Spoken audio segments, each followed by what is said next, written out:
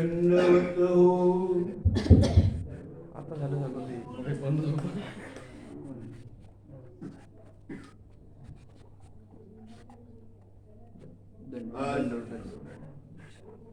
दृष्टांत पाठ हा ग्रंथ लावण्यात येत आहे. दृष्टांत पाठ. दृष्टांत पाठ हा केशववासांनी रचलेला. केशववास एक नागदेवाचार्यांचे पट्ट शिष्य, अत्यंत विद्वान, संस्कृतचे अत्यंत पंडित. बालपणापासून तरुणपणापासून त्यांना वैराग्य निष्पन्न झालं. त्यांच्या आईवडिलांनी जबरदस्तीने लग्न केलेलं होतं, परंतु त्यांच्या संसारामध्ये मन लागत नव्हतं. त्यांनी नागदेवाचार्याकडे आश्रय घेतला. त्यांचा तिथे राहू लागले. त्यांना वाटलं आता तरुणपण आहे, काही लोक म्हणतात पहिल्याने खावं किंवा मजा करावं, उभं घ्यावं, मग नंतर संन्यास घ्यावं आणि हा वाया जाईल देह म्हणून त्यांच्या सासरवाडीच्या लोकांनी त्यांना जबरदस्तीने आणलं घरी. आणि घरी आणल्यानंतर त्यांनी प्रयोग करून पाहिला.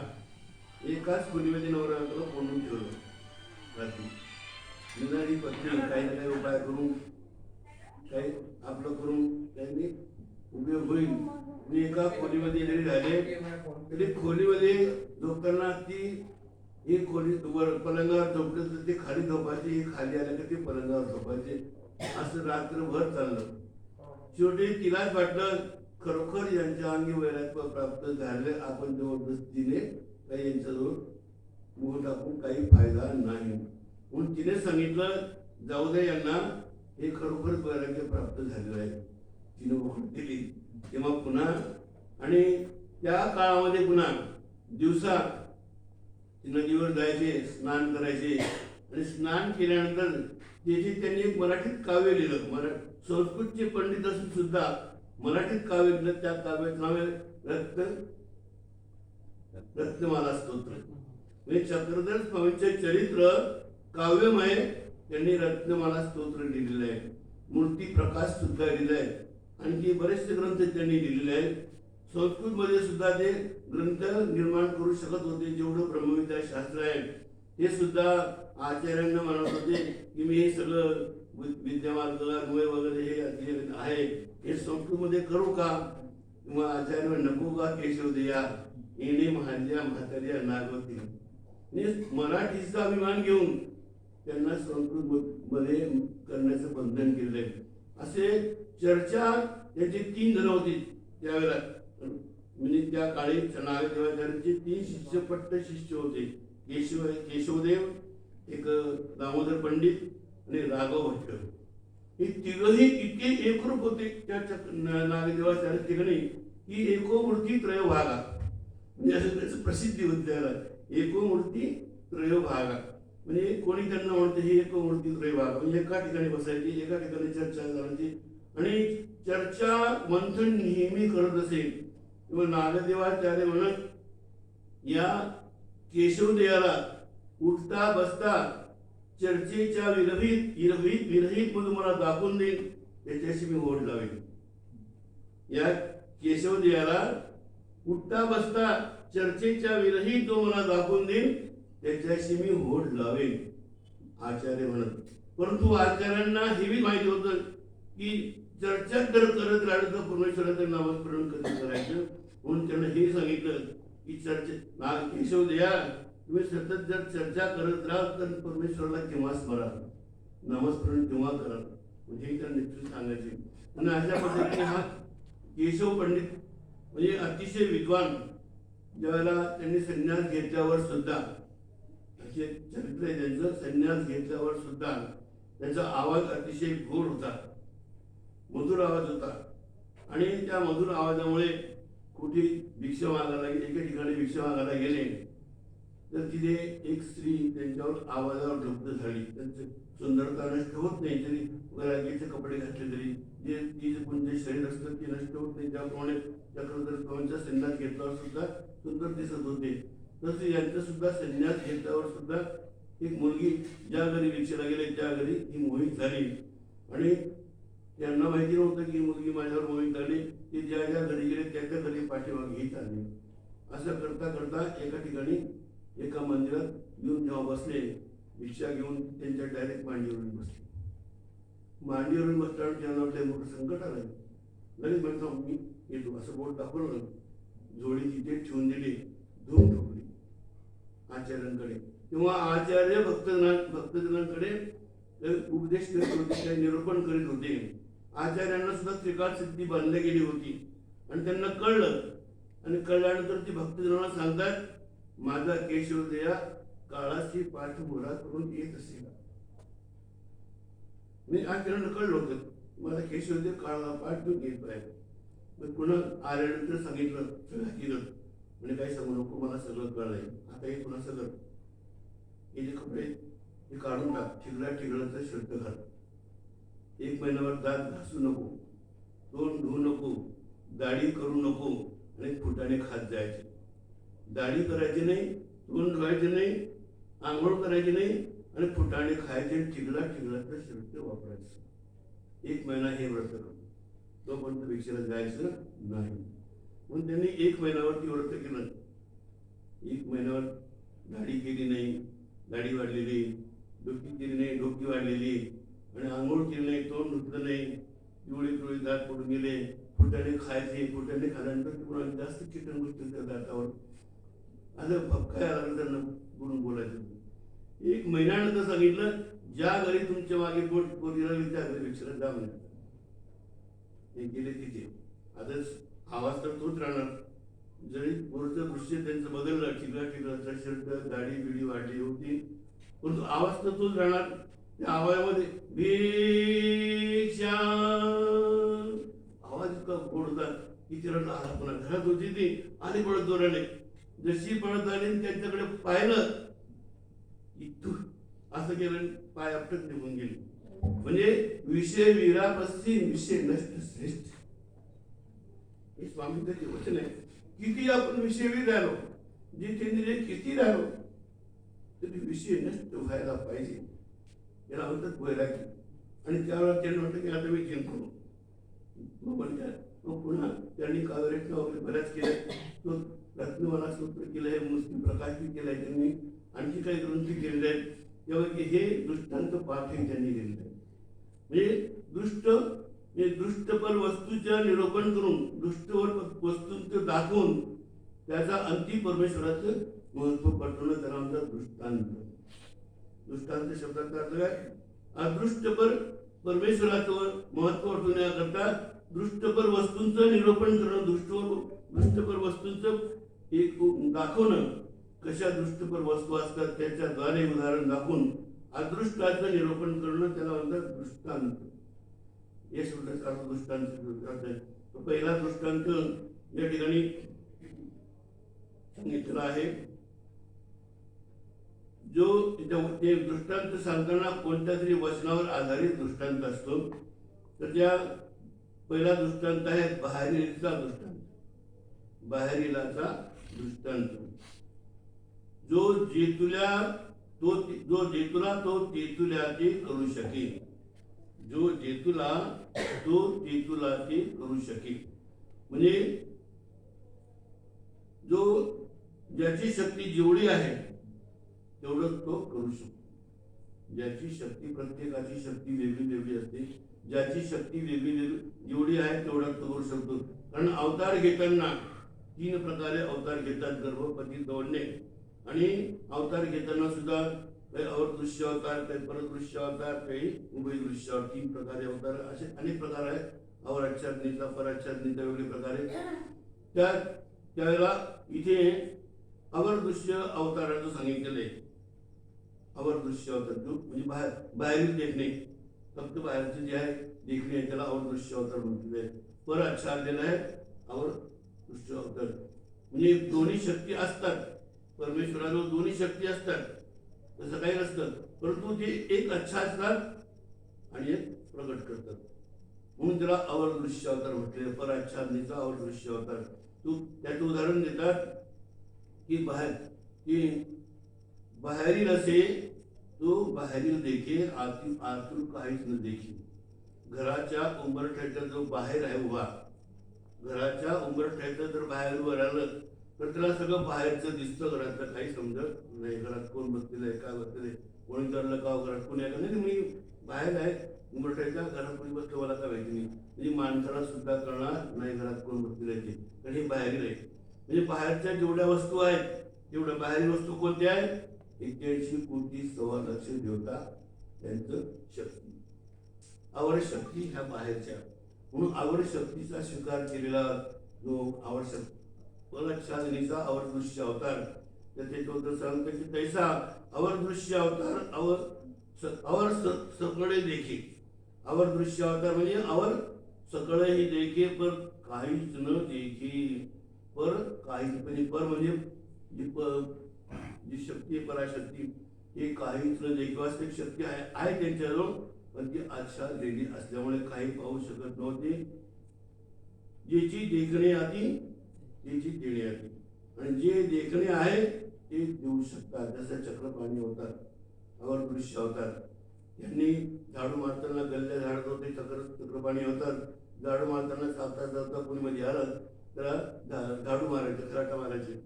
खराटा मारल्यावर स्वर्गापासून खालच्या देवतेच्या विद्या त्याला प्रगट व्हायच्या. म्हणजे स्वर्गापासून खालच्या देवतेमध्ये जेवढी शक्ती आहे तेवढी शक्ती त्या माणसाच्या ठिकाणी, की त्यांना जसं चमत्कार दाखवत तसं हे बी चमत्कार दाखवत. म्हणजे ऐहिक लौकिक परत तिथे विद्या प्राप्त होत होत्या. आणि त्यानंतर त्याला त्या देवतेची विद्या म्हणजे स्वर्गापासून खालील देवतेची विद्या सुद्धा प्राप्त होत होती. वरून पुन्हा झाडता झाडता पुढे जर एखादा आला त्याला सुपड मारून बसायची. सुपड मारल्यानंतर स्वर्गापासून वरच्या देवतेच्या विद्या प्रकट होत होत्या. म्हणजे पहा, कोणत्या ना कोणत्याद्वारे जीवाला आपण तर ज्ञान देऊ शकत नाही, परशक्ती स्वीकारलेली नाही आहे. म्हणून ज्याचा जसा अधिकार असेल त्याप्रमाणे त्याला द्यावं. जो विद्या दातृत्व करण्याचा ज्याचा अधिकार आहे त्याला चक्रपाणी अवतार खराट्याच्या रूपाने आणि सुपड्याच्या रूपाने विद्या दातृत्व. रोज 52 लोकांना विद्या दातृत्व करीत होते पण चक्रपाणी अवतार. म्हणजे हा अवर पर आच्छादनीचा अवर दृश्य अवतार असल्यामुळे जसं हा बाहेरचा मनुष्य बाहेरचं सगळं पाहतो पण आतलं काही पाहत नाही, तसं हे देवतेंचं सगळं 81 कोटी 1.25 लक्ष देवतेंचं सगळं माहिती होतं कशा द्यायच्या विद्या, परंतु ज्ञान ते देऊ शकत नव्हते. देऊ शकत होते परंतु त्यांनी ते स्वीकारलेलं नाही. वर आच्छादलेलं आहे, कारण परावर दोन्ही शक्ती ज्याने स्वीकार केला तोच अवतार ज्ञान देऊ शकतो. परशक्ती त्याने स्वीकार केलेली आहे, ते परमेश्वराचे अवतार आहेत. परमेश्वराचे अवतार म्हटल्यानंतर त्यांच्या ठिकाणी परशक्ती नव्हती असंही नाही, ती देऊ शकत नव्हती असंही नाही. परंतु तसं म्हणत अवतार धारण करताना, निराकारातून अवतार धारण करताना तसं त्यांनी स्वीकार केलं होतं की आपण फक्त आवरच कार्य करायचं, वर कार्य करायचं नाही. ज्याप्रमाणे देवता अवतार होतात, कोणी ज्ञान विग्रह होतात, कोणी अवर दृश्य होतात. राम परशुराम हे अज्ञान विग्रह होतात. वास्तविक ज्ञान होते का? देवता अवतार सुद्धा ज्ञानी असते ना, सगळं ज्ञान पंचप्रकाराने युक्त आहे की नाही देवता. पण जेव्हा देवतेने अवतार घेतला रामाने किंवा परशुरामाने, त्यांना कळतच नव्हतं ना सीता कोणी नेली ते कळत नव्हतं. म्हणून विचारपूस करत ज्याला कोणी नेली कोणी नेली. परशुरामाचं शस्त्र जे महादेवाकडून आणलेलं होतं, विद्या महादेवाकडून परशुरामाकडून शिकलेले ते शस्त्र सुद्धा धनुर्विद्या त्याने जनकाजवळ ठेवलं होतं. आणि जनकाजवळ ठेवल्यानंतर पुढे जनक राजाजवळ होत. जनक राजा तो सीतेचा बाप त्याच्याजवळ ठेवलं होतं. आणि वास्तविक हा या क्षत्रियांचा वैरी होता, कारण याच्या आई वडिलाला म्हणजे अनुसूयेला आणि जमदग्नीला आपलं रेणुकेला आणि जमदग्नीला कार्तिवीर्याने मारलेलं होतं. म्हणून तो क्षत्रियांचा वैरी होता. 21 अनेक क्षत्रिय पृथ्वी केली. क्षत्रिय सापड त्याला मार, क्षत्रिय सापड त्याला मार. तरी पण जनक होतात, रामचंद्र होते, पूर्णपणे काही नाहीसा करू शकला नाही. आणि जेव्हा त्या रामचंद्राने सीता स्वयंवराच्या वेळेला ही धनुष्य मांडलेलं होतं जनकाने दिले, हे धनुष्य उठून जो मोडून दाखले त्याला मी सीता माझी सीतेने पण मानलं होतं. नेमकं रामचंद्राने ते धनुष्य मोडलं. मग त्याला वाटत धनुष्य कळलं की माझं धनुष्य कोणत्या क्षत्रियाने मोडलं.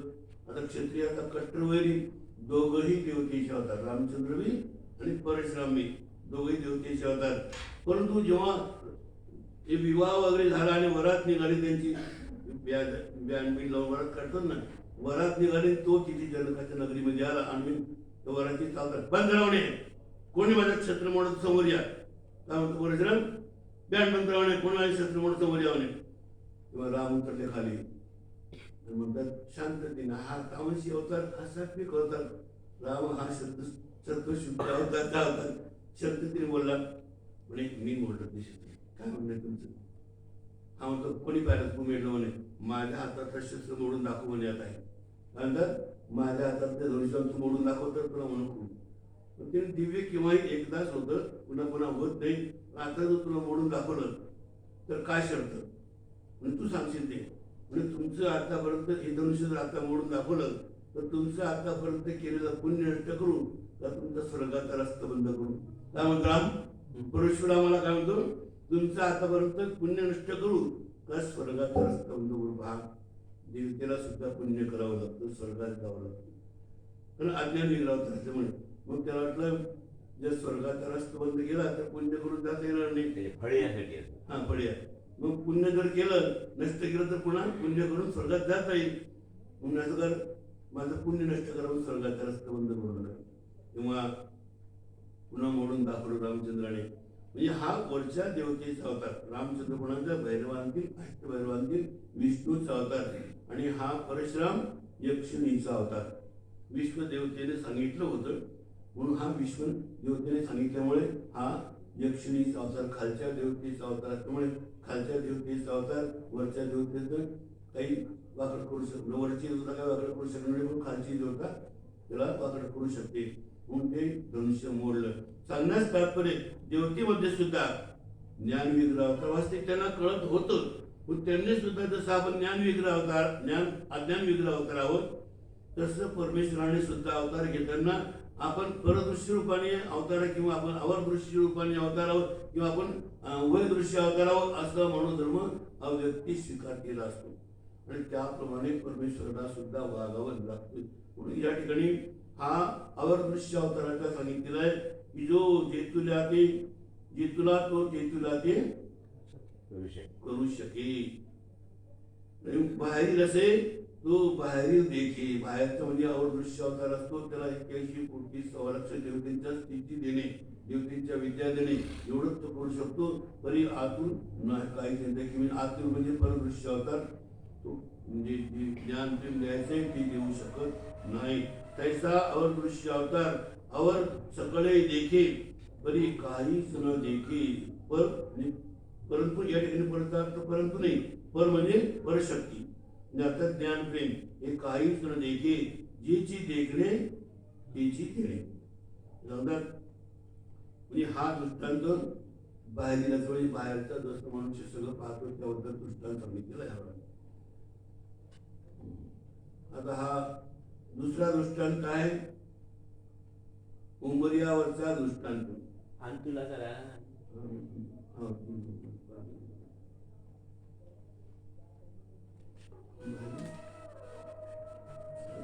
पहिला अंतुलाचा, मग हा दुसरा पहिला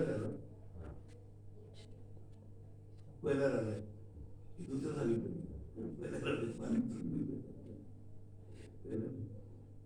अंतुलाचा दृष्टांत.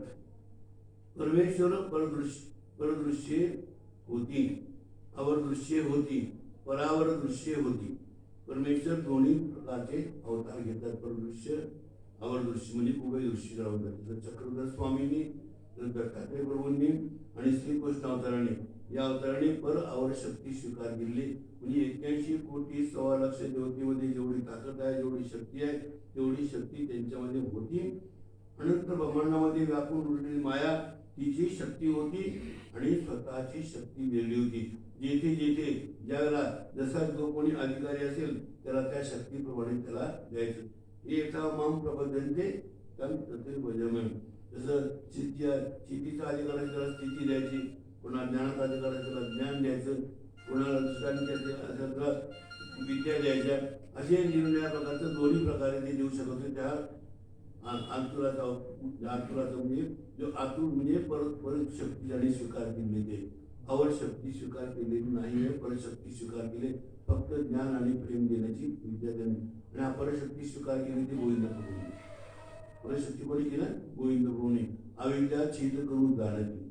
एक अविद्या छेद करू जाणकी, पण फक्त परशक्ती स्वीकार केली, यावर आच्छादली होती, म्हणून ते कोणत्याही जीवाला मोक्षाला नेऊ शकत नव्हते. अविद्या छेद करू जाणत होते, पण तो तुम्ही म्हणाल त्या कुर्मीला ब्रह्म केली, हातावर आळी घेतली, वय मिली ब्रह्मी, तिला मोक्ष दिला असेल, पण तो त्या ठिकाणी त्या कुर्मीला जे मोक्ष दिलाय हे परमेश्वराचा मोक्ष नव्हे, देवतेचा मोक्ष. कारण ब्रह्मतुल्य मायेचा, ही म्हणजे मायेच्या सुखाला आणि विश्वस्वरूपाच्या सुखाला सुद्धा ब्रह्मतुल्य आनंद म्हटलेले आहे. कारण ते जास्त काळपर्यंत तिथे जीवात्मा राहतो, आणि तिथे जीवात्मा राहिल्यानंतर त्याला असं भ्रम नसतो की मी हे पुण्य संपल्यानंतर पडेल म्हणून. या विश्वदेवतेच्या ठिकाणच्या जीवाला आणि मायेच्या ठिकाणच्या जीवाला भ्रांत असतो, मी आता हे पुण्य संपल्यानंतर पडणार नाहीच असं त्याला वाटतंय, पण शेवटी पडणार असतं, म्हणून त्याला ब्रह्मतुल्य म्हटलेलं आहे. आणि बाकीच्या ठिकाणी शेष आहे, नारायण जे आहे, अष्टभैरव आहे आणि बाकीच्या खालच्या देवता आहेत, त्यांच्या सुखाला प्राप्त झालेल्या जीवाला कळीयाला ते कळतं की आता हे एवढं सुख मिळणार आहे खरं, पण शेवटी संपणार आहे. ते मनामध्ये खेद असते, त्याला दुःख होतं, म्हणजे सुख मिश्रित दुःख असतं. इथे कसं असतं, याला भ्रांत असतं पडणार, परंतु ते कळत नाही त्याला, म्हणून आणि जास्त सर्व देवतेपेक्षा जास्त काळ आहे, म्हणून या देवतेच्या सुखाला सुद्धा ब्रह्म तुल्य म्हटलेलं आहे. म्हणून या कुर्मीला जे पाठवलं ते विश्व किंवा मायेच्या स्वरूपाला पाठवलं. कारण पशु पक्ष्याच्या किड्याच्या मुंग्या त्याच्या आवाजाने मोक्ष मिळत नाही, तो नियम केलेला नाही. मनुष्य देहालाच ज्ञान दिल्यानंतर त्यालाच मोक्षाला नेतोय. त्याप्रमाणे शाब्द अपरोक्ष सामान्य विषय प्रेमाधिकारी असला, त्याला प्रेम अधिकार जोडलेला असेल, त्याने प्रेमाधिकार त्याला प्रेम देईल. ज्याने भूतवचनाधिकार जोडलेला असेल त्याला ज्ञान देईल. भूतवचनाधिकार म्हणजे ईश्वर अवताराच्या खेरी जे अवतार झालेले, कारण पशुमध्ये अवतार होतात, पक्षीमध्ये अवतार होतात, मत्स्य अवतार होतात, कच्छ होतात, अनेक प्रकारे अवतार घेतात. ते कोणत्या अवतार जे आहेत बाकी मनुष्य खालील ते जीवाचा अवतार करीत नाही, पण ते निदान देवतेचं काही आनंद देऊ शकतात. म्हणून त्या ठिकाणी ज्याचा जसा अधिकार स्पर्श केल्यानंतर स्पर्शाचा अधिकार, स्पर्शातो भूमी जन्म. एखादा मिठ्ठू आहे आणि तो देव परमेश्वराचा अवतार असेल, याला माहिती नसतं, हा मिठ्ठू पकडल्यानंतर त्याचा स्पर्श होतो. स्पर्शात त्या देवतेला परमेश्वराला स्पर्श केल्याबद्दल स्पर्शानंतर त्याला भोगभूमी जन्म आहे, म्हणजे पाप पुण्य रहित जन्म. तेवढं कर्मभूमीच्या बाहेरला जन्म देतात. आणि ते जे खाऊ घालतो, पिऊ घालतो, मिरची खाऊ घालतो, त्याला पेरू खाऊ घालतो, काही जे असेल ते खाण्याचे किंवा एखादा मत्स्य अवतार आहे, मत्स्य अवतार असेल तर नकळत नदीच्या काठी चाललेला आहे आणि तो फुटाणे खातोय. फुटाणे खाता तो फुटाणे सटकला आणि खाली पाण्यामध्ये पडला.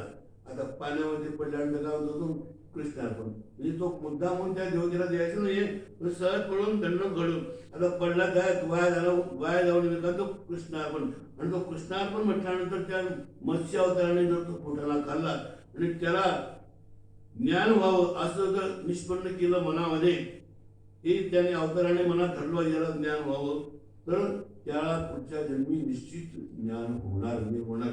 आणि 2 बुकिंग काढल्या जातात अगोदरच्या जन्मामध्ये आणि मग पुढच्या जन्मामध्ये ज्ञान मिळतं.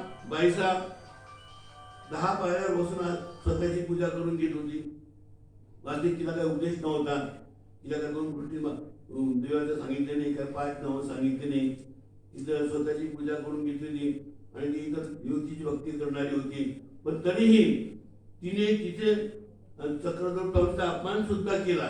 पाय पुसणं दिलं चक्रधर स्वामीला बसायला, नारळाच्या रोटीमध्ये पाणी भात घालून दिला. मी किती अपमान केला, म्हणजे तिला उपदेश बी नाहीये, दीक्षा बी दिली नाहीये आणि अपमान बी केलाय.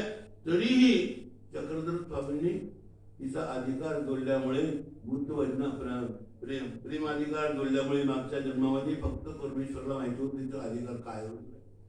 प्रेमाधिकार तिने जोडलेला होता हे त्यांना माहिती होतं, म्हणून चक्रधर स्वामींनी त्याच वेळी दोघांची नजर झाल्याबरोबर प्रेम शक्ती दिली.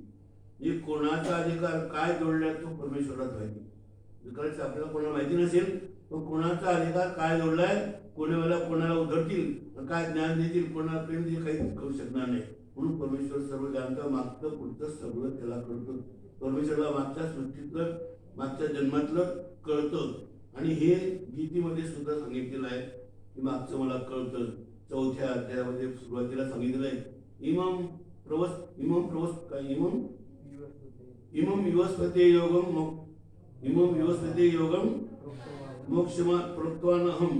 म्हणजे मी हेच ज्ञान पूर्वी कृतयुगामध्ये सांगितलं होतं. पुन्हा विवस्पान मनवे प्राह मनुरक्षा कवे कवित एवं परंपरा प्राप्त एवं राजर्षवेदू सकाले नाही म्हणता योगो नष्ट परंतप. काही काळ गेल्यामुळे बरंचसं त्यात काही खंडन विसरू नये म्हणून पुन्हा मी तुला सांगतोय, चांदणीकडे जाऊन शिकलेलं ज्ञान सांगत नाही. हीच ज्ञान पूर्वी कृतयुगामध्ये म्हणजे आहे द्वापरयुगामध्ये सांगतात कृतयुगातल्या गोष्टी. मी कृतयुगामध्ये हीच ज्ञान पूर्वी व्यवस्थानानं सांगितलं होतं, व्यवस्थानाने म्हणून सांगितलं होतं, म्हणून एक्सट्रा सांगितलं होतं आणि तेच परंपरेचे ज्ञान खंडन झालं. पुन्हा मी तुला सांगतोय. अजून पुन्हा विचारतो, अपरम भवतो जन्म परम जन्म विवस्वत कथम येते द्विजानियम किंवा तो प्राप्त म्हणतात. तुमचा जन्म अलीकडच्या गोष्टी करत मी कृतयुगातल्या कशावर समजत तुम्ही सांगितलंय. खंडन प्रश्न केलाय. तुम्ही द्वापरयुगात गोष्टी करता कृतयुगातल्या कशावर समजत तुम्ही सांगितलेलं आहे. त्या सांगतात बहुनिमी जन्माने अनेक जन्म मी पुष्कशी घेतलेले आहेत. तू सुद्धा अनेक जन्मामध्ये गेलाय. मी सुद्धा अनेक अवतार घेतलेले आहेत. पण मी तुझ्या अनेक जन्मांना मी जाणतो मागच्या आणि माझ्या अवतारांना मी जाणतो. पण तू माझ्या अवतारांना तू जाणत नाही आणि तू तुझ्या मागच्या जन्माला जाणत नाही. म्हणजे तू अज्ञान आहे, मी ज्ञानवान आहे. मी सर्वज्ञ आहे, तू अल्पज्ञ आहे. मी परमेश्वर आहे, तू जीवात्मा आहे. इथे दोन भेद दाखवले. म्हणून मी मागच्या पुढचं सर्व पाहू शकतो. त्याच पद्धतीने चक्रधर स्वामींनी मागचं पाहिलं होतं. हिचा अधिकार काय जोडलेला आहे. मागच्या जन्मामध्ये ही स्त्री होती कोण बायसा आणि तिचा जो देर होता तो देराला ही खवपी भरत होती. देर समजून फक्त निष्काम परमेश्वर अवतार आहे तिला माहिती नव्हतं. निष्काम भावने त्या देराला खवपी भरत होती आणि त्या देराने म्हणजे त्या ईश्वर अवताराने हिला प्रेम व्हावं. पूर्वजन झालं की नाही. मनुष्य अवताराच्या ठिकाणी क्रिया घडलेली म्हणून त्याला पूर्वजन म्हणतात. तिला प्रेम व्हावं या दृष्टीने ते स्वीकार केलेलं होतं. म्हणून देवाला माहिती होतं की मागच्या जन्मी मी देर बनलो होतो आणि मला येणे खाऊ घातलं होतं. याने पूर्वजनाधिकार जोडला आहे हे देवाला माहिती होतं. म्हणून जरी तिने अपमान केला, जरी तिने उपदेश घेतला नाही, जरी तिने नाव तिला माहिती नाही, जरी दीक्षा घेतली नाही, तरी पण तिला प्रेम शक्ती दिली. आता खूप लोक देवाची भक्ती करतात, तीर्थयात्रा करतात, स्मरण करतात, 12 वर्ष तपश्चर्या करतात, तरी त्याला काही परमेश्वर प्राप्ती देत ज्ञान देत नाही. कारण अधिकार जोपर्यंत जोडत नाही तोपर्यंत अधिकारे विना येते द्वार नुगडीची. हा अधिकार जोडतो. तसं हा आतुर जो दृष्टांत आहे म्हणजे ज्ञान प्रेम स्वीकारलेलं दृष्टांत आहे. म्हणजे आपण स्वतः जीवाला ज्ञान द्यायचं, प्रेम द्यायचं, देवतेच्या विद्या द्यायच्या नाही. आतुर असे तो सर्व आतील देखील, बाहेर काहीच देखील. म्हणजे जो उंबरठ्याच्या मध्ये आहे, घरामध्ये आहे, त्याला घरातल्या सगळ्या वस्तू पाहू शकतो. घर म्हणजे आपलं घरातलं आणि बाहेर म्हणजे देवता. तर देवतेंचं काही देऊ शकत नाही, देवतेंच्या विद्या देऊ शकत नाही, काही फक्त आतलं स्थिती देऊ शकत नाही. आणि आपलं जे मधलं आहे ज्ञान आणि प्रेम हे देणं असा अवतार म्हणजे परदृश्य अवतार. म्हणजे गोविंद प्रभूचा का परदृश्य अवतार आवर अच्छा दिसला. म्हणून हा परमेश्वरात परदृश्य होती, अवर दृश्य होती, पर अवर दृश्य औच्छादित. म्हणजे पर अवर दृश्य आच्छादित ही अवर शक्ती त्यांनी आच्छादित केलेली आहे. घरात बसते तो आतूर सगळे देखे, बाहेर काहीच न देखे. तैसा परदृश्य अवतार पर सगळे देखे. म्हणजे ज्ञान प्रेम देण्याचं सर्व माहिती आहे. अवर काहीच न देखे, जैसे देखणे आती तैसेच देणे आती. बाहेर झाला आतून झाला. आता उंबरठ्यावर बसला म्हणजे बाहेरवी नाही आहे आणि मधवी नाही आहे, उंबरठ्यावर बसलेला आहे. जे होऊन असे तो तेची बोले. या वचनात जो जे होऊन असे तो तेची बोले. म्हणजे जो जसा असतो तो तसाच बोलतो. ज्याची प्रकृती जशी असते बोलण्याची, ज्याचा स्वभाव जसा असतो बोलण्याचा, ज्याने जितकं प्राप्त केलं असतं ज्ञान तेवढे बोलू शकतो. जेवढं ज्ञान प्राप्त केलं तेवढं बोलू शकतो मनुष्य सुद्धा. तसं परमेश्वराने सुद्धा जे जे होऊन असेल तेची बोले. उमऱ्यावरी जो असेल तो आतून सगळे पदार्थ देखील आणि बाहेरही देखील. घराच्या उमरठ्याला तर उभं राहिलं तर बाहेरचं सगळं पाहू शकतो आणि घरातले पाहू शकतो. तसा उभे दृश्य अवतार म्हणजे दोन्ही शक्ती त्यांनी स्वीकार केला. पर आणि शक्ती, उभय शक्ती. पर म्हणजे देवतेंची शक्ती आणि आपलं आवर म्हणजे देवतेंची शक्ती आणि पर म्हणजे स्वतःची शक्ती. दोन्ही शक्ती त्यांनी स्वीकार केला. जसं दत्तात्रय प्रभू किंवा चक्रधर स्वामी श्रीकृष्ण अवतार एक उभय दृश्य अवतार. तिथून अवतरताना तसा म्हणून धर्म त्यांनी स्वीकारलेला असतो की आपण दोन्ही शक्तींचा स्वीकार करून कार्य करायचे म्हणून. तैसे उभय दृश्य अवतार पर सकळही देखील आवर सकळही देखील पर देणे परही देण्याची आणि आवरे देण्याची. जो जसा मागेल तसं दोन्ही द्यायचं. ज्याला स्थिती पाहिजे त्याला स्थिती द्यायची, ज्याला विद्या पाहिजे असेल त्याला विद्या द्यायची, ज्याला ज्ञान पाहिजे त्याला ज्ञान द्यायचं, ज्याला प्रेम पाहिजे असेल त्याला प्रेम द्यायचं. ज्याच्या त्याच्या अधिकाराप्रमाणे दोन्ही शक्तीचं कार्य या तीन अवतार म्हणजे श्रीकृष्ण अवतार, दत्तात्रय प्रभू अवतार आणि चक्रधर स्वामीचा अवतार. उंबरठ्यावर असलेल्या पुरुषासारखं सगळं पाहत म्हणजे देवतेच्या विद्या देऊ शकत होते. चक्रधर स्वामीने सुद्धा बऱ्याच लोकांना तिची दिली की नाही. जेव्हा नागदेवाचार्यांना रामदेव भेटायला गेले त्या आईच्या घरी, त्यांच्या आईकडे भेटायला गेले. तेच हा बाईसा त्यांची आई उपदेशी होती आणि त्यांची बहीण रायसा उमायसा बसलेल्या होत्या. हा गुंड होता, हातात तलवार घेऊन त्यांच्या भावाला त्या गुंडांनी मारलं होतं म्हणून त्या गुंडाचे बदला घेण्याकरता हेवी घोड्यावर बसून हातात तलवार घेऊन याला मार त्याला मार नास्तिक होता. किंवा हे फिरत फिरत त्या रामस गावला गेले. रामस गावला गेल्यानंतर ते झोपडीमधून सुटून राहत होती मुलाला कंटाळून. तिथे गेले तर बाहेर चपल्या दिसल्या त्या पुरुषांच्या. या बाहेर पुरुषाच्या चपला आहेत, अर्थात कोणतरी आपल्या एका झोपडीमध्ये कोणतरी माणूस बसलेला आहे. पाहिलं तर हा रामदेव. त्याला आता संताप चढला. पण बाहेर करून करून पोरी पाहिल्या गप्पा करत होता पोलिसकडे. हा उर्मटपणे बोलला. आता रामदेव बी शांत. चक्रधर निघून गेले. चक्रधर स्वामीचे शिष्य एका झाडाकडे जाऊन बसले. किंवा उमाई त्यांची आई म्हणाली आवायचा काय म्हणे ते माझे गुरु त्यांच्यापासून मला आनंद होत होता आणि तू त्यांना आकडून दिलं. मग त्या तिथे त्याची क्षमा मी आकडून दिलं ते का मला क्षमा करणार. तसं काही नसतं म्हणे. साधू आहे, मान अपमान तुल्य दोन्ही दोन्ही सहन करणारे पुरुष असतात ते. माणूस तो अपमान दोन क्षमा पण तुला क्षमा करते. हा गेला तिथे. मग काय म्हणतो, जसं माझ्या आईला तुमच्यापासून आनंद होत होता तसा आनंद मला द्याल का. याला पडी पाहिजे. आता आनंद काही वस्तू त्याला कुठून आणून द्यायची. माझ्या जसं आनंद होत होता तसं मला आनंद द्याल का. मात्र त्याला मोठी युक्ती केली. सफाईदार उत्तर दिलं. त्याला म्हटलं आता असं उत्तर दिल्याशिवाय काही खरं नाही, तर हा मला मारी नाही. बरं नाकडून दिलं. आता तर तलवार घेऊन मारून टाकली. म्हणून त्याने सांगितलं माझ्यापासून आनंद होईल का न होईल, पण माझे गुरु श्री चक्रधर स्वामी, त्या चक्रधर स्वामी तिथे नव्हते. चक्रधर स्वामी तिकडे होते, पण नाव घेतलं श्री चक्रधर स्वामी. श्री चक्रधर स्वामी म्हटल्यावर माझे गुरु श्री चक्रधर स्वामी यांच्यापासून निश्चित आनंद होईल.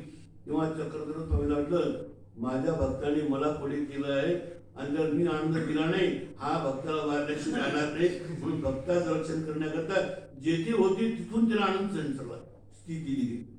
इतका गुंग झाला चक्रधर स्वामीचं नाव ऐकल्यावर. किती वेळी गुंग झाला, 15-20 मिनिटं गुंग राहू दिलं आणि थोड्या वेळाने गुंगी काढून घेतली. नामेची वेद परमेश्वराचं नाव ऐकल्यावर, कारण चक्रधर स्वामी तसं होतं. श्रीकृष्ण सकाळ इतिच्या नामीचं वेद पलीकडच्या प्रमाणे जरी कोणी माझं नाव विचारलं तर त्याला तिथे वेद निष्पन्न होतात. श्रीकृष्णापेक्षा त्यांच्या नावाचा वेद जास्त होता. श्रीकृष्णाचा फक्त 1000 किलोमीटर पर्यंत वेद होता, म्हणजे स्वर्गापर्यंत वेद होता. कोणी यांच्या पलीकडच्या प्रमाणात सुद्धा वेद होते. एवढं त्यांच्या नावामध्ये ताकद होती. म्हणजे दोन्ही उपदृश्य अवतार पण तरी दोघांमध्ये फरक होता. म्हणजे नाव विचारल्यावर ज्याला स्थिती झाली, गुंग झाला, थोड्या वेळाने स्थिती काढून घेतली. जी स्थिती गेल्यावर ती कोण चक्रधर हे चक्रधराचं नाव काढलं, पुन्हा स्थिती निर्माण झाली, गुंग झालं, खूप आनंद झाला. कोण ते म्हणजे माझे गुरु ते चक्रधर स्वामी. हो हो काय आनंद झाला. म्हणजे शेवटी त्या अनुसरणात त्या मार्गाला लागण्याचा प्रयत्न केला. म्हणून मला तुमच्या गुरुची भेट करून द्या. काय म्हणतो मग, अशी जर तुमचे गुरु आहेत त्यांना मला भेट करून द्या. म्हणून तसं मी भेट करून देणार नाही. माझा तो अपमान केलाय, हाकलून दिलाय. जर तुला त्यांचा भेट करून द्यायचं असेल तर पहिल्याने माझा उपदेश घे. त्यामुळे पहिल्याने माझा उपदेश घे, तुला भेट करून देईन.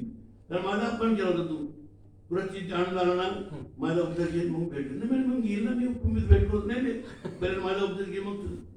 अशा रीतीने रामदेवाला सुद्धा त्या नागदेवाचा उपदेश दिला. मग पुढे चक्रधर स्वामींची भेट करून दिली. मग पुढे तसं चक्रधर स्वामीकडे भेटल्या गेले आणि शेवटी चक्रधर स्वामीला अनुसरले. सांगण्यास तात्पर्य की हा उभे दृश्य अवतार असल्यामुळे स्थिती सुद्धा देऊ शकत होते, आनंद सुद्धा देऊ शकत होते, बाकीचं विद्या सुद्धा देऊ शकत होते आणि प्रेम ज्ञान सुद्धा देऊ शकत होते. जसं बाईसाला प्रेम दिलं, या चक्रधरत्वाने आचार्यांना ज्ञान दिलं, अनेकांना ज्ञान दिलं. हा भोय दृश्य उतार म्हणजे उमरट्यावर बसलेला अवतार. जसं मनुष्य असतो बाहेरचे पाहतो, आतही पाहतो, दोन्ही पाहतो, तसा उभय दृश्य अवतार सांगितलेलं आहे. उमरियाचा दृष्टांत उभय दृश्यावर पर आणि अवर दोन्ही शक्ती ज्याने स्वीकार करू शकतो त्याला म्हणतात परावर शक्तीचा स्वीकार करणारा अवतार, तो म्हणतात उमरट्यावर बसलेला अवतार. 3 आता पुढचा आहे कुकडी याचा दृष्टांत. कुकडी म्हणजे कोंबडी. जीवासी बोध आन बोध शक्ती ते येथूनच किंगा. जरी एखाद्या अधिकरणाने किती ज्ञान सांगण्याचा प्रयत्न केला, परंतु जीवाला बोध आणि बोध शक्ती, बोध वेगळा आणि बोध शक्ती वेगळी. बोध म्हणजे त्याला सर्व ज्ञान कळलेलं आहे, जीव देवता प्रपंच देवता वगैरे सगळं कळलेलं आहे, पण कार्यकारण स्वरूप लक्षण सगळं कळलेलं आहे, पण ते ज्ञान टिकून राहून त्याच्याप्रमाणे वागणं त्याला म्हणतात बोध. नुसतं ज्ञान पण पुष्ट जसं बाकीच्या नवे त्यांना ज्ञान पुष्ट झालं होतं, म्हणजे सगळं कळत होतं त्यांना, पण त्याला बोध शक्ती नव्हती. म्हणून ते फक्त कडे पंडित, फक्त आतून बाहेरून विरघळणं ज्याला म्हणतात बोध झालं. म्हणजे आतून जसं एखादा ढेकूळ असतो मातीचं, त्याच्यावर जर पाणी टाकलं ते आतून बाहेरून विरघळून जातं. मात्र दगड किती पाण्यामध्ये ठेवला, बाहेर काढला 12 वर्षातून तरी फोडल्यानंतर मध्ये फोडल्याचे फोडतात. म्हणजे फक्त शब्द माहिती आहे, देव चक्रधर स्वामी कसे होते, ते परमेश्वर होते एवढं माहिती आहे, परंतु त्याला कार्यकारण स्वरूप लक्षण त्याचं काही नव्हतं, त्याला बोध झाला नव्हता. म्हणून किती ज्ञान तरी प्राप्त केलं कोणी, परंतु बोध आणि ती टिकून करणारी शक्ती जे ज्ञान आहे त्या ज्ञानाप्रमाणे वागून शेवटपर्यंत ते आचरण करण्याची शक्ती त्याला म्हणतात बोध. ते परमेश्वरच देऊ शकतात. बोध आणि बोध शक्ती इथूनच किंगा. म्हणजे कुकडी असेल, म्हणजे कोंबडी असते, ते अंडे घालील, पहिलं होती त्याचे पाखा तो अमृत कळा संचरे, त्या तो ते वाढती. म्हणजे ती म्हणजे तैसे परमेश्वराच्या स्पर्शात एका बोध संचरे, जैसे गोपाळाशी जैसे गरुडाच्या घोड्याशी. स्पर्शात वेद, स्पर्श वेद. काकोसा उदाहरण दिले, जसं विष्णू भट्ट काकोस वगैरे यांचं उदाहरण दिलंय. हे नागरिकच्या गोपाळ चावडीला मुलं खेळत होते, खेळता खेळता किती हेवी गेले मी तुमच्यामध्ये खेळतो, आणि ते एका पाठीवर बसत होते. पाठीवर बसल्यानंतर त्यांना आनंद होत होता, स्थिती होत होती, म्हणजे ते गोपाळ म्हणून उदाहरण दिलेलं आहे. नंतर गरुड घोडा म्हणजे चक्रधर स्वामी झाडी गोंडवाड्यामध्ये असताना रामधरण्या आणि झाडी मंडळातून रामधरण्या मार्गे निघाले इलिसपूरला. तिथे गेल्यानंतर असताना रामधरणे स्वारी आली आणि ते घोडा दिला स्वामींना बसायला. ते घोडा आणि त्या घोड्यावर बसून स्वामी त्या आमीनाथाच्या देवळाजवळ गेले. त्यांनी विडा व्हायला उतरून आमीनाथाच्या देवळाजवळ उतरून विडा व्हायला हे परत येईपर्यंत घोड्याला सुद्धा स्थिती झाली. म्हणजे माणसाला देत होते स्थिती नव्हे, पशु प्राण्याला सुद्धा स्थिती देत होते. आणि तो सुद्धा जीवात्माच आहे, फक्त तो घोड्यामध्ये गेला असेल किंवा कोणत्या एखाद्या, जसं आम्ही पुन्हा बरेचसे उदाहरण दिले आहेत, कोणाला स्थिती काय पुढे येत त्यांनी. आणि काकोस ही रामच गावी रामदेव दादोस यांच्या सभेमध्ये चक्रधर स्वामी दर्शनार्थ गेले. चक्रधर स्वामींच्या दर्शनार्थ गेले तेव्हा त्याला काकोसाला सुद्धा स्थिती आनंद दिला. न विष्णू भट्ट एक चक्रधर स्वामींची आपेगावे विज्ञानेश्वराच्या मंदिरात गेले. आपेगावला विज्ञानेश्वराच्या मंदिरात उतरले. तिथे असताना देवदर्शनार्थ आलेला एक ब्राह्मण होता. त्या स्वामींना पाहून त्यालाही वेद निष्पन्न झाला, म्हणजे त्याला स्थिती झाली. आणि त्या स्थितीमध्ये तो घरी गेला, स्थितीमध्ये राहिला, येण्यासारखं करू लागला. म्हणजे स्थिती दिल्यामुळे स्थितीमध्ये काही गुंगून कसंही बोलायचं कसंही राहायचं की लोक म्हणायचे हा इडा झाला इडा झाला इडा झाला इडा झाला. मग त्याला लोक म्हणा इडा झाला इकडं पुन्हा जेव्हा आला उद्या देवा मी तुमच्याजवळ आलो, काय झालं काय नाही, मला मुंगी आल्यासारखी झाली, लोक मला एवढं समजावं की तुमची स्थिती मला नको आहे, बरं करून घ्या. देवाने ती स्थिती तुला काढून घेतली. हा विष्णू होता. असा हा उभे दृश्य अवतार, एक उघडीचा दृष्टांत. म्हणजे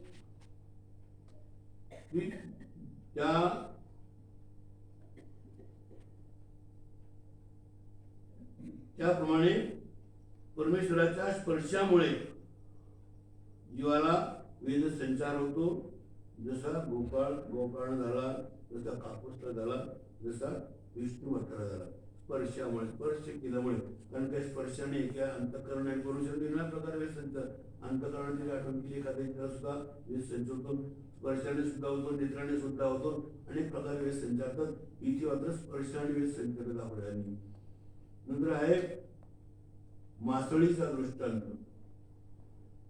दृक स्पर्शे आलाप हाता आला करून दृक स्पर्शे आलाप आणि अंतःकरण चार प्रकारे ते वेद संचरतो. दृक दृष्टीने, स्पर्श म्हणजे स्पर्शाने, आलाप म्हणजे बोलण्यामुळे, आणि अंतःकरण त्या जीवाचा विषय अंतःकरण आठवण केल्याने सुद्धा त्याला वेद संचरत होता.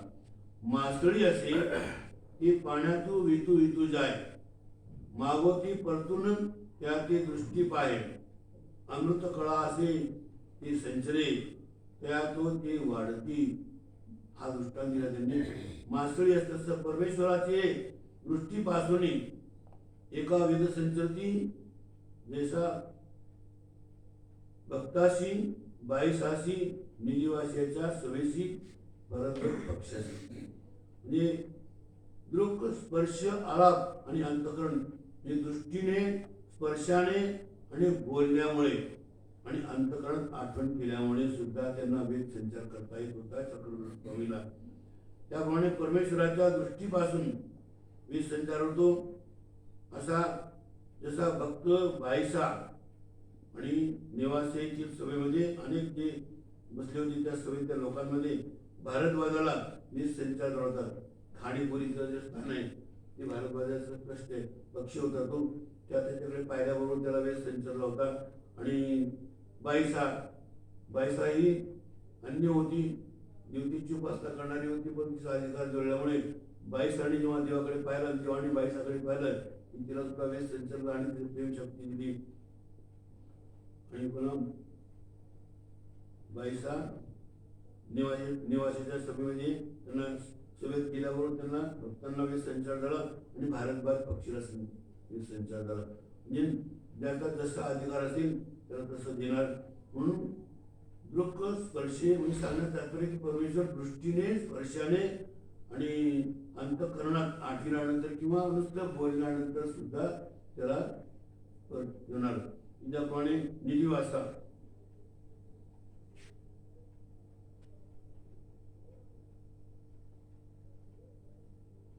निवासाला चित्तानंद प्राप्त झाला होता. भारतद्वारा चित्तानंद प्राप्त झाला होता.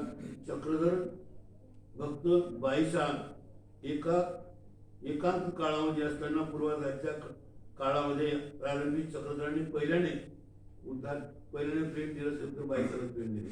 उद्धरण्याचं कार्य पैठणपासून सुरू केलं होतं. म्हणून पैठणचं नाव नामामध्ये सुद्धा अगोदर घेतलंय. डोमेग्रामला असताना सुद्धा जेव्हा माई मठाला भेटले, माई मठाची चर्चा झाली, जेव्हा त्याला कळलं की परमेश्वर कोण आहे, पण त्याला सांगण्याकरता काय म्हणते ते बाकीच्या अवताराचं नाव सांगितलं. जैसे द्वापारी श्रीकुंड चक्रवर्ती, त्याप्रमाणे ते द्वापारी गेलं, ते अवतार गेले, त्यांची सेवा कशी करायची, दास्य कसं करायचं. जैसे श्री दत्तात्रय प्रभू दत्तात्रय प्रभूंचा अवतार संपला, तुला आहे पण चतुर्गी अवतार पण दिसत नाही, दिसत नाही त्यांची सेवा कशी करायची. म्हणजे श्रीरुद्रपुरी म्हणजे श्री दारावती श्री चांगदेव राहून म्हणजे चांगदेव रावणे अवतार तर सोडला कामाख्या निमित्त, त्यांची सेवा कशी करणार. मग सांगितलं चौथं नाव वृद्धपुरी गुंतम रावण म्हणजे विडी पिशी मिळतं, कोणाला काय मागतात कोणाला काय मागतात, त्यांची सेवा करणं अवघड आहे. विचार करलं जैसे प्रतिष्ठानी होते कुठे डोंबिग्रामला, काय म्हणायला पाहिजे त्यांनी जैसे डोंबिग्रामीचे हे असं म्हणायला पाहिजे की नाही. मग काय सांगतात जैसे प्रतिष्ठानी हे म्हणजे डोंबिग्रामला असताना सुद्धा पैठणचं नाव काढलं. कशा करता याला सुद्धा अभ्यास करताना तत्वज्ञानाचा अभ्यास करताना इतर शास्त्रांचा अभ्यास करताना कल्पना होती की पैठणला कोणीतरी परमेश्वराचा अवतार होणार आहे ही याला माहिती होतं. आणि चक्रधर स्वामी अंतर्यामी पैठण म्हटल्यानंतर याला लागेल कळण, डोंबिग्राम म्हटल्यानंतर कळणार नाही परमेश्वराचा कोण आहे ते. म्हणून पैठणला असताना डोंबिग्रामला असताना सुद्धा जैसे प्रतिष्ठानी हे म्हणते. मग ते हे म्हटल्यावरून त्याला समजलं हो पैठणला कुठे अवतार होणार होते हेच आहे. पण त्याला कळलं की परमेश्वराचे अवतार आहे. त्याला एक प्रकारे हा परमेश्वर आहे मी जीवात्मा आहे त्याचा अहंकार नष्ट झाला आणि तेव्हापासून त्याला दिला. म्हणजे बोलण्यामुळे कोणतं बोलले जैसे प्रतिष्ठानी हे वाक बोलल्यामुळे त्याला स्थिती झाली, कळलं की हे परमेश्वराचे अवतार आहे. तसा त्याला कळलं तसा दृष्टीने बाईकरा दृष्टीने दिले दृष्टीने दृष्टीने त्याला स्थिती दिला. विचार केला कुठे कुठे बोलण्याने म्हणजे तिथे बोलण्याने एक